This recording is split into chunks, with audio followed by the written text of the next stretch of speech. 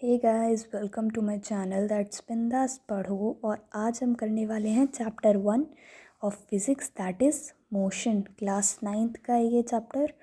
और ये वीडियो होगी टोटल 3 पार्ट्स में। पहला पार्ट आ जाएगा आपका नोट्स, सेकंड पार्ट आएगा आपका derivation of equation of motion. Derivation of equation of motion में आपके पास ग्राफिकल डेरिवेशन ऑफ मोशन भी आ जाएगा। थर्ड वीडियो होगी एक्सरसाइज पे। तो पहले हम करते हैं नोट्स इस चैप्टर के। मोशन क्या होता है? An object is said to be in motion if it changes its position with the passage of time.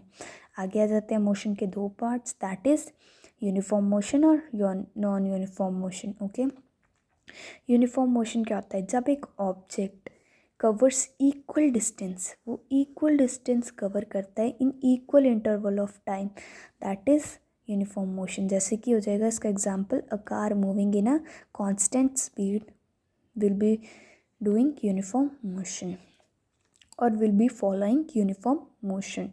आगे आ जाता है आपके पास नॉन यूनिफॉर्म मोशन। तो नॉन यूनिफॉर्म मोशन में आपके पास आता है when a body covers unequal distance in equal intervals of time, example a car moving on a busy road. जब एक body covers unequal distance in equal intervals of time, तो उस वो हो जाएगा आपका यूनिफॉर्म मोशन। इसका एग्जांपल है एक कार जो कि बिजी रोड पे चल रही है, जहाँ पर बहुत ट्रैफिक हो, तो कभी वो रुकेगी, कभी ज़्यादा चलेगी, कभी थोड़ा चलेगी, ऐसे ही होगा। आगे आ जाता है, ये इतना इम्पॉर्टेंट नहीं है, ये नहीं आता है, बस ये ऐसे ही रहे कि रेफरेंस पॉइंट क्या होता है। एक जगह मतलब इनिशियल पॉइंट और फाइनल पॉइंट, उनको बोलते हैं रेफरेंस पॉइंट, दैट्स ऑल। इसका कुछ इंपॉर्टेंट नहीं है, तो इसको आप छोड़ दीजिए। आगे आ जाते हैं आपके पास बहुत ही important topic, that is scalar quantity. ये और इसका और वेक्टर क्वांटिटी का डिफरेंस आ जाता है कई बार एग्जाम में, तो इसको एक बार देख लीजिएगा अच्छे से। तो पहला आपका स्केलर क्वांटिटी क्या होता है? स्केलर क्वांटिटी होता है आपका a quantity that has only magnitude, no direction is called scalar quantity. एक ऑब्जेक्ट वो कितना चला, मतलब उसका सिर्फ मैग्नीट्यूड और कुछ नहीं, उसमें डायरेक्शंस नहीं होती, वो होती हैं scalar quantity. Example mass, time, distance, speed, volume etcetera. Vector quantity पे आ जाते हैं। वेक्टर क्वांटिटी क्या होता है? Vector quantity is a physical quantity that has magnitude as well as direction are called vector quantity. मतलब इसमें मैग्नीट्यूड तो होता ही होता है, प्लस साथ में आपके डायरेक्शंस भी होती हैं। चलते हैं नेक्स्ट पेज पर। अब इसके एग्जाम्पल आ जाएंगे आपके पास।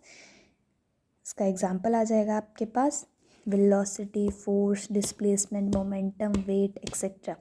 अब आगे आ जाता है आपके पास डिस्टेंस और आ जाता है डिस्प्लेसमेंट। तो डिस्टेंस क्या होता है?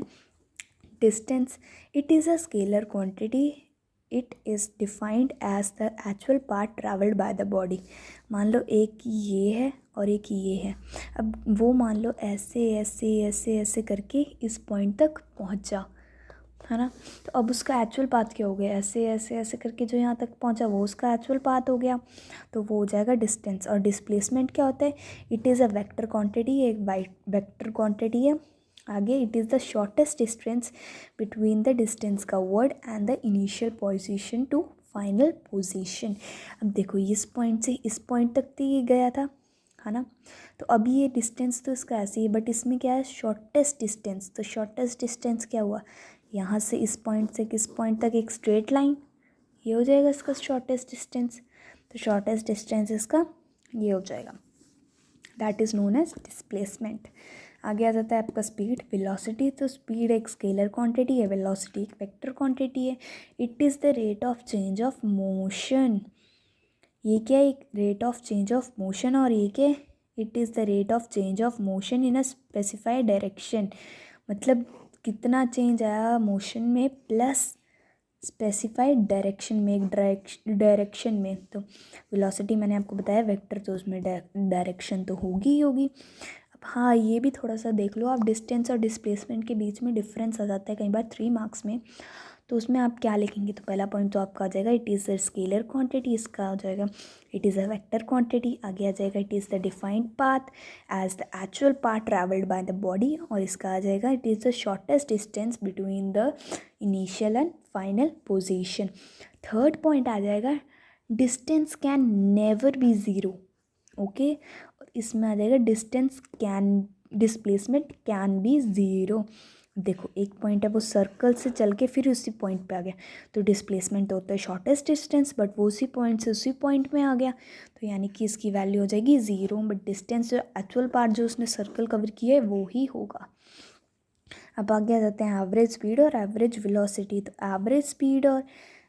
एवरेज स्पीड क्या होता है? Average speed of the body is given by the time interval is defined as the total distance, और average velocity it is defined as the ratio of the total displacement of a body to the total time taken. अब आगे चलते हैं, आगे आपका important topic आ जाता है, that is acceleration. So acceleration क्या होता है? The rate of change of velocity of a moving body with the time is called acceleration. तो आपके पास जो एक्सेलरेशन होता है वो होता है the rate of change of velocity. Velocity में कितना चेंज आया एक मूविंग बॉडी में with the time is known as acceleration. अब इसमें दो टाइप की एक्सेलरेशन आती है, एक पॉजिटिव एक्सेलरेशन और नेगेटिव एक्सेलरेशन, जिसे रिटार्डेशन भी कहते हैं। पॉजिटिव एक्सेलरेशन क्या होती है? If the velocity of an object increases with the time in the direction of the motion of object, then the acceleration is known as positive acceleration. Negative acceleration क्या होता है? Negative acceleration और retardation क्या होती है? If the velocity of an object decreases with the time, then the acceleration of the object is known as negative acceleration. Negative acceleration क्या होती है? जब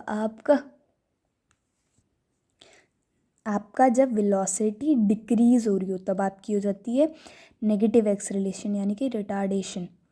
ओके, मान लो अगर कोई ऑब्जेक्ट चल रहा था वो रेस्ट में आ गया तो उसकी वेलोसिटी क्या हुई? Decrease, that is retardation. Positive acceleration क्या होती है? जब आपकी वेलोसिटी इंक्रीज होती है, यानी कि एक पोजीशन रेस्ट पे था और फिर वो मतलब कि रेस्ट से फिर वो मूविंग ऑब्जेक्ट में बदल गया, तो उसकी क्या होगी? पॉजिटिव एक्सेलरेशन होगी। फिर एक छोटू सा नोट है, value of acceleration due to gravity is 9.8 metre पर सेकेंड स्क्वायर। ओके, अब आगे यहाँ पर आ जाता है आपके फॉर्मूलेज़ आपके ये इंपॉर्टेंट है, थोड़ा सा देख लीजिए। वैसे इसमें ज़्यादा फॉर्मूलेज़ तो है नहीं, बट इतने हैं। स्पीड क्या होता है आपका? स्पीड होता है डिस्टेंस अपॉन टाइम। वेलोसिटी क्या होता है? वेलोसिटी हो जाता है आपका displacement upon time. Average speed क्या होता है? Total distance covered upon total time taken. Average velocity क्या हो जाता है आपका? Total distance upon total time taken. Acceleration क्या होता है? v minus you upon T. v minus you upon T क्या हो जाता है आपके पास? v आपको पता ही है फाइनल वेलोसिटी होती है, और इनिशियल वेलोसिटी आपको पता ही u होती है, t तो ऑब्वियसली टाइम होता है। तो ये हो जाएगी आपके पास एक्सेलरेशन का formula, that is final velocity minus initial velocity upon time. अब आगे देखो, फर्स्ट इक्वेशन ऑफ मोशन क्या होता है? फर्स्ट इक्वेशन ऑफ मोशन होता है v is equal to u plus a t. Second equation of motion s equals to u t plus half a t square. Third equation of motion is that is 2as is equal to v square minus u square. So that's all in the first part of the chapter formulas. Next part में हम क्या करेंगे? Derivation of first equation of motion, second equation of motion and third equation of motion, both simply also and graphically also. So if you like the video, then give it a big thumbs up and subscribe my channel. Thank you for watching.